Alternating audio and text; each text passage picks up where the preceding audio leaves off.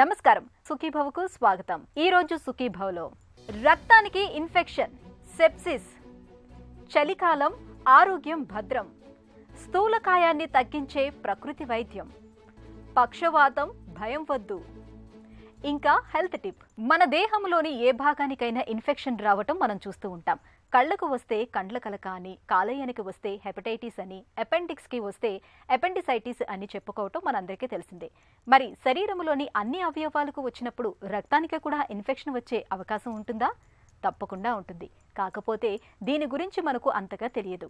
రక్తానికి వచ్చే ఇన్ఫెక్షన్ను మనం వాడుకలో రక్తం విషంగా మారిపోయింది అని పిలుస్తూ ఉంటాం. నిజానికి ఈ పరిస్థితి చాలా ప్రమాదకరమైంది. వైద్య పరిభాషలో సెప్టిసీమియా లేదా సెప్సిస్గా పిలిచే ఈ సమస్య గురించిన పూర్తి వివరాల్ని ఇప్పుడు తెలుసుకుందాం.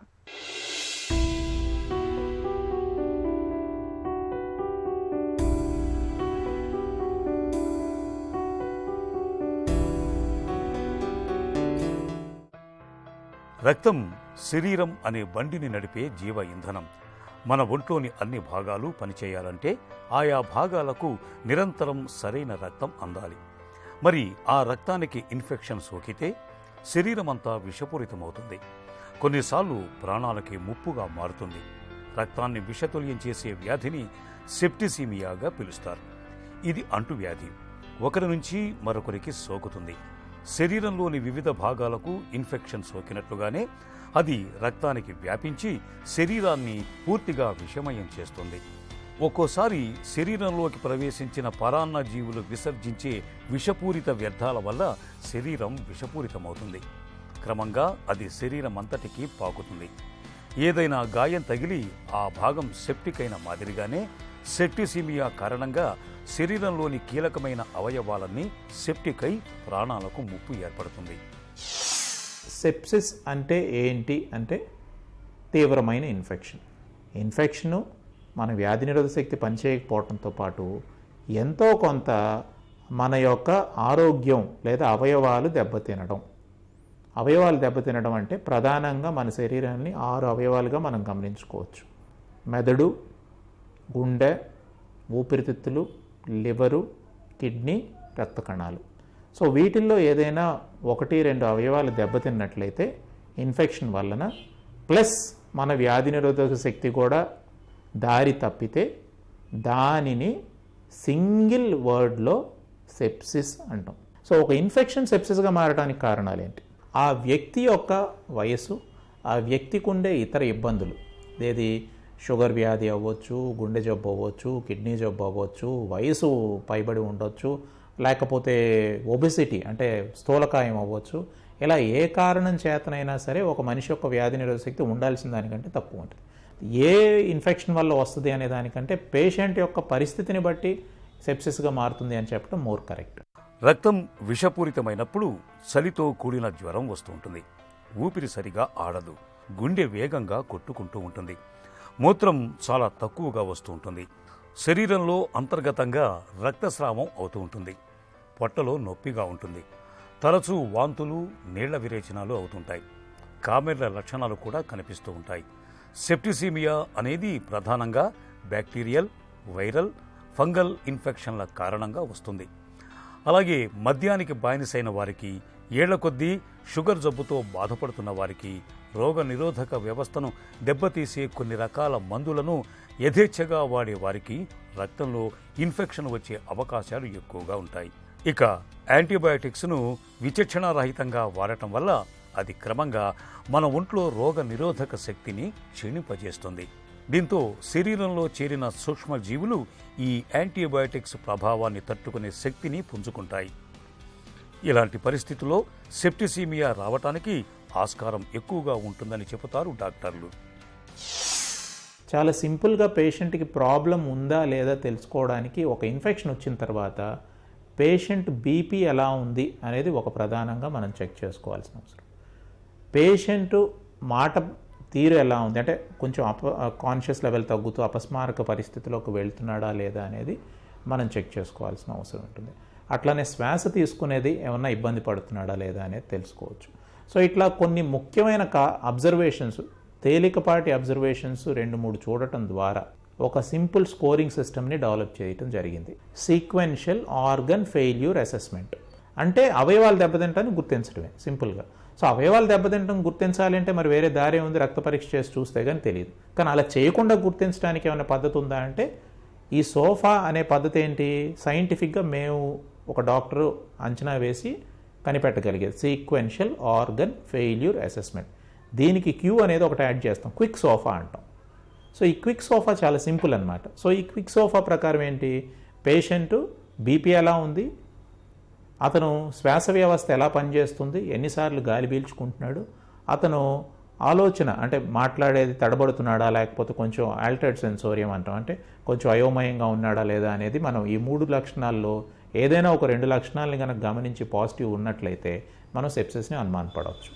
మిగతా వారితో పోలిస్తే గుండె జబ్బులు, ఊపిరితిత్తుల సమస్యలతో బాధపడే వారికి సెప్టిసీమియా ముప్పు అధికంగా ఉంటుంది. ముఖ్యంగా గుండె జబ్బులకు చికిత్స పొంది కోలుకునే సమయంలో సెప్టిసీమియా వ్యాధికి గురయ్యే అవకాశాలు చాలా ఎక్కువ. చికిత్స పొందిన హృద్రోగుల్లో 40 నుంచి 60% మంది నెల రోజుల్లో సెప్టిసీమియాకు గురి అయి మరణించే ప్రమాదం ఉంటుంది. ఇక ఊపిరితిత్తుల జబ్బులు వచ్చిన వారిలో సైతం 40% మందిలో సెప్టిసీమియాకు దారితీసే ప్రమాదం ఉంది. ప్రధానంగా నిమోనియా వచ్చిన సందర్భాల్లో ఇది ఎక్కువ. అలాగే ఏ కారణంగానైనా పొట్టలో ఇన్ఫెక్షన్ వస్తే 32% మందిలో అది సెప్టిసీమియాకు దారితీసే అవకాశం ఉంది. ముఖ్యంగా పెరిటోనైటిస్ అనే ఇన్ఫెక్షన్ వచ్చిన సందర్భంలో పొట్ట మొదలుగని జీర్ణకోశ వ్యవస్థలో పేగు వరకు ఏ భాగానికైనా రంధ్రం పడటం జరిగినప్పుడు పొట్టలోని స్రావాలు శరీరంలోకి ప్రవేశించి క్రమంగా శరీరమంతా విషపూరితంగా మారిపోతుంది. అల్సర్ల వల్ల పేగుకు రంధ్రం పడినప్పుడు కూడా అది సెప్టిసీమియాకు దారితీసే ప్రమాదం మరింత ఎక్కువగా ఉంటుంది. అలాగే మూత్రపిండాలకు ఇన్ఫెక్షన్ వచ్చిన సందర్భాల్లో దాదాపు 11% కేసుల్లో అది సెప్టిసీమియాగా పరిణమించవచ్చు. సెప్సిస్ చికిత్స అనేది బేసికల్గా ఇప్పుడు ఇక్కడ నేను మీకు 3 ఇంపార్టెంట్ పాయింట్స్ చెప్పాను. ఒకటి infection plus organ damage plus dysregulated immune response, అంటే శరీరంలో క్రిమి చేరటం ప్లస్ అవయవాలు దెబ్బతింటం ప్లస్ మన వ్యాధి నిరోధక శక్తి ఇష్టం వచ్చినట్టు ప్రవర్తించడం, అది సరిగ్గా పని చేయకపోవటం. సో ఇన్ఫెక్షన్ ట్రీట్మెంట్ ఇవ్వాలి. ఇప్పుడు సపోజ్ మలేరియా ఉంటే మలేరియా ఇన్ఫెక్షన్కి ఏం ట్రీట్మెంట్ ఇవ్వాలో అది ఇవ్వాలి. ఏదైనా బ్యాక్టీరియా చేరింది, బ్యాక్టీరియా అంటే ఆ బ్యాక్టీరియాకి ఏం యాంటీబయాటిక్ ఇవ్వాలో కనుక్కొని ఆ యాంటీబయాటిక్ ఇవ్వాలి. ఒకవేళ ఫంగల్ ఇన్ఫెక్షన్ అయితే ఏ ఫంగస్ తెలుసుకొని ఆ ఫంగల్ ఇన్ఫెక్షన్ ట్రీట్మెంట్. సో కాకపోతే సెప్సిస్లో ఇన్ఫెక్షన్ ట్రీట్మెంట్ ఇస్తే సరిపోతుంది. సో ఏం చెప్పాను, ఇన్ఫెక్షన్ ప్లస్ సెకండ్ ఏం చెప్పాను, ఆర్గన్ డ్యామేజ్ అన్నాను, అంటే అవయవాలు దెబ్బతింటాం. సో ఏ అవయవం దెబ్బతింది, గుండె కొట్టుకునే శక్తి తగ్గిందా, కిడ్నీ ఫెయిల్ అయిందా, కామెర్లు వచ్చినాయా. సో అలా ఆర్గన్ ఏదైతే ఇంపాక్ట్ పడిందో దాన్ని ట్రీట్ చేయటం కూడా చాలా చాలా ఇంపార్టెంట్. ఎందుకంటే ఈ పాయింట్ చాలామంది మిస్ అయ్యి లేట్గా వస్తూ ఉంటారు. సో అర్లీగా సెప్సిస్ని రికగ్నైజ్ చేసి అర్లీగా ఆర్గన్ డ్యామేజ్ రికగ్నైజ్ చేస్తే ఆర్గన్ రికవర్ చేసుకోవచ్చు. కానీ ఇంతటితో అయిపోలేదు. నేను 3 పాయింట్స్ చెప్పాను మీకు. 3వ ఇంపార్టెంట్ పాయింట్ ఏంటి, వ్యాధి నిరోధక శక్తి దారి తప్పటం. సో ఏదైతే వ్యాధి నిరోధక శక్తి దారి తప్పిందో దాన్ని రికవర్ చేయటం అనేది కూడా చాలా ఇంపార్టెంట్, అన్నిటికంటే కష్టమైనది. సో మనం ఇన్ఫెక్షన్ వచ్చిన తర్వాత అవయవాలు దెబ్బతిన్న తర్వాత డిలే అయితే మనం వ్యాధి నిరోధక శక్తిని దారిలో పెట్టడం, మందులు లేవు దురదృష్టవశాత్తు. సో కొత్త అప్రోచెస్ మేము కొంత ట్రై చేస్తూ ఉన్నాం. ఐసీయూలో కొన్ని స్పెషలైజ్డ్ డయాలసిస్లు వచ్చినాయి, కొన్ని స్పెషలైజ్డ్ మెడికేషన్స్ వచ్చినాయి. ఇవన్నీ కూడా రీసెర్చ్ లెవెల్లో యూజ్ చేస్తున్నాం. కోవిడ్లో కొన్ని వాడాం, నాన్ కోవిడ్ కేసెస్లో కొన్ని రకాల పద్ధతులు వాడాం. ఏదైనా సరే అందుకనే చెప్తున్నాను, సెప్సిస్కి వైద్యం అనగానే అంత తేలిగ్గా ఉండదు. సో ఇక్కడ ప్రధానంగా మనం గుర్తుపెట్టుకోవాల్సింది ఏంటంటే పేషెంట్ సెప్సిస్లోకి వెళ్లకుండా ముందే తీసుకురావడం అనేది మోస్ట్ ఇంపార్టెంట్, లేదా అర్లీగా సెప్సిస్ని పట్టుకోవడం అనేది మోస్ట్ ఇంపార్టెంట్. సెప్టిసీమియా రోగుల్ని ఐసీయూలో ఉంచి చికిత్స చేయాల్సి ఉంటుంది. చికిత్సలో భాగంగా రక్తనాళం ద్వారా యాంటీబయాటిక్స్ అందిస్తారు. రక్తపోటు అకస్మాత్తుగా పెరగకుండా నివారించే వ్యాసోప్రెస్సార్ సపోర్టును ఏర్పాటు చేస్తారు. రోగి పరిస్థితిని బట్టి అవసరమైతే వెంటిలేటర్ ఏర్పాటు చేస్తారు. కిడ్నీ రోగుల విషయంలోనైతే రక్తాన్ని శుద్ధి చేసేందుకు డయాలసిస్ ప్రక్రియ ప్రారంభిస్తారు. సెప్టిసీమియా రోగులకు ఇవాళ రీకాంబినెంట్ యాక్టివేటెడ్ ప్రోటీన్ C అనే ఇంజెక్షన్లు, endotoxin antagonist, granulocyte, macrophage colony stimulating ఫ్యాక్టర్స్తో పాటు రక్తనాళం ద్వారా ఇమ్యునోగ్లోబులిన్స్ అందించటం ద్వారా చికిత్స చేస్తున్నారు. ఇక సెప్టిసిమియాను నివారించుకోవటం అన్నది పూర్తిగా మన చేతుల్లో పని. తినే తిండి, తాగే నీరు కలుషితం కాకుండా చూసుకోవాలి. వ్యక్తిగతంగా, సామాజికంగా శుభ్రతను పాటించాలి. ఈ జాగ్రత్తలు సెప్టిసిమియాను చాలా వరకు నివారిస్తాయి. రాత్రి ఉష్ణోగ్రతలు క్రమంగా తగ్గుముఖం పడుతున్నాయి. చలిగాలుల తాకిడి పెరుగుతోంది. రాబోయే 3 నెలల కాలం పాటు శీతాకాలమే. ఈ నేపథ్యంలో వణికించే చలి మూలంగా మన ఆరోగ్యానికి, ముఖ్యంగా మన చర్మానికి సమస్యల తాకిడి బాగా పెరుగుతుంది. సాధారణ జలుబు, దగ్గు, గొంతు నొప్పి మొదలుకొని ఆస్తమా, కీళ్ల నొప్పులు, కాళ్ల నొప్పుల వరకు చిన్న చితక ఆరోగ్య సమస్యలు చాలానే వేధిస్తూ ఉంటాయి. ఇక ఈ చలికాలంలో దీర్ఘకాలిక జబ్బుల బాధలు మరింతగా పెరుగుతూ ఉంటాయి. ఈ నేపథ్యంలో చలి బారి నుంచి మన ఆరోగ్యాన్ని కాపాడుకునేందుకు తినే తిండి మొదలుకొని జీవన శైలి వరకు నిత్యం ఎలాంటి జాగ్రత్తలు తీసుకోవాలో ఇప్పుడు తెలుసుకుందాం.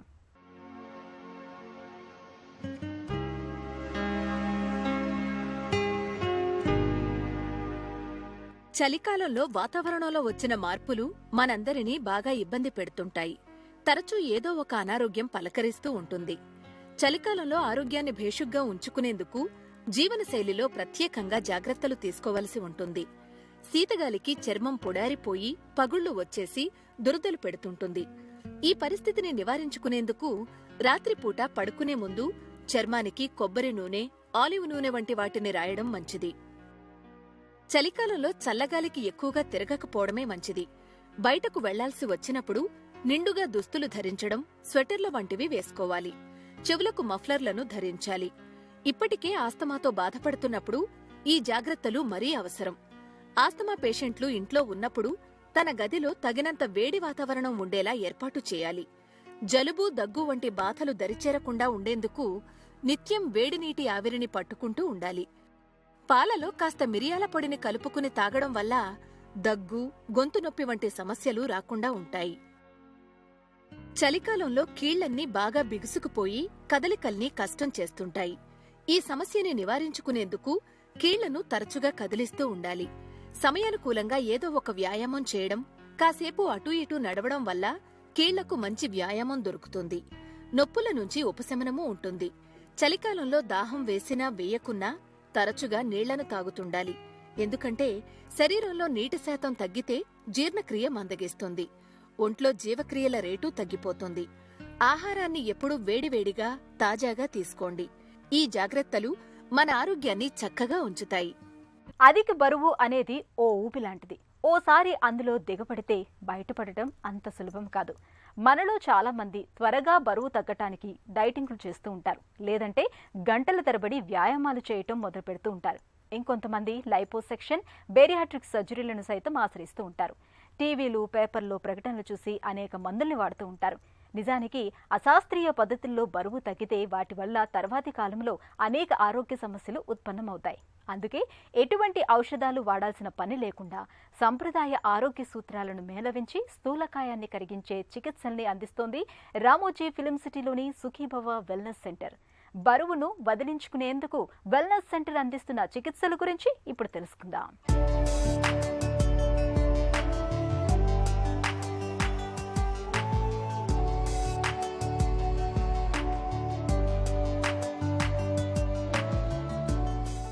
బొద్దుగా ఉన్న అందరికీ సన్నబడాలనే ఉంటుంది.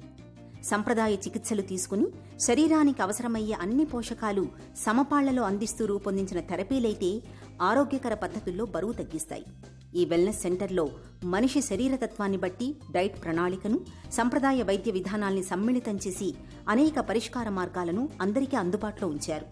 మొదట మనిషి శరీరం తీరును విశ్లేషించేందుకు బాడీ కంపోజిషన్ అనలైజర్ వాడతారు. దీంతో మన బరువు, ఎత్తుకు, వయసుకు తగ్గట్టుగా బాడీ మాస్ ఇండెక్స్ కొలతలు సరిగ్గా ఉన్నాయో లేదో తెలుస్తుంది. ఆ తర్వాత మన ప్రకృతి వైద్యం, ఆయుర్వేదం అందించిన హిబ్బాత్ ప్రక్రియ ద్వారా కొన్ని రకాల మర్దనల్ని చేయడం ద్వారా బరువును తగ్గించుకోవచ్చు. అలాగే G5 థెరపీ ద్వారా నిర్దిష్ట రీతిలో వేగంతో కంపనాల్ని కలిగించడం ద్వారా కూడా బరువును తగ్గించుకునే వీలుంటుంది. ఇది కాక ఇక్కడ అందజేసే ప్రత్యేకమైన ఆహారాలు, ద్రవాల వల్ల ఒంట్లోని విషతుల్యాలు తొలగిపోయి మన జీర్ణ వ్యవస్థ, హార్మోన్ల వ్యవస్థ చక్కగా పనిచేయడమే కాకుండా కొవ్వు ఒంట్లో నిల్వ ఉండకుండా సహకరిస్తుంది. స్థూలకాయాన్ని దగ్గరి దారులో కాకుండా శాశ్వత ప్రయోజనాలను దృష్టిలో పెట్టుకుని దీర్ఘకాలిక ఫలితాలు ఇచ్చేలా సుఖీభవ వెల్నెస్ సెంటర్ వివిధ థెరపీలను రూపొందించింది. అధిక బరువు అనేది అందరికీ సమస్యే.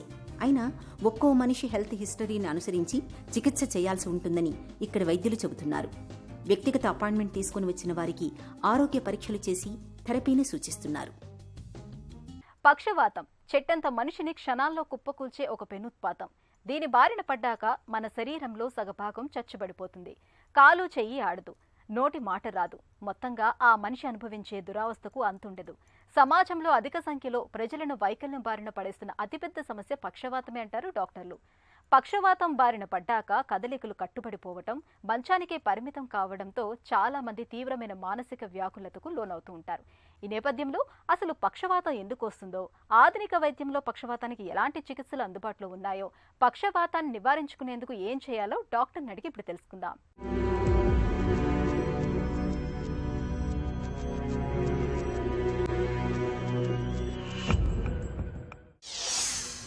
పక్షవాతం అంటే ఏంటి?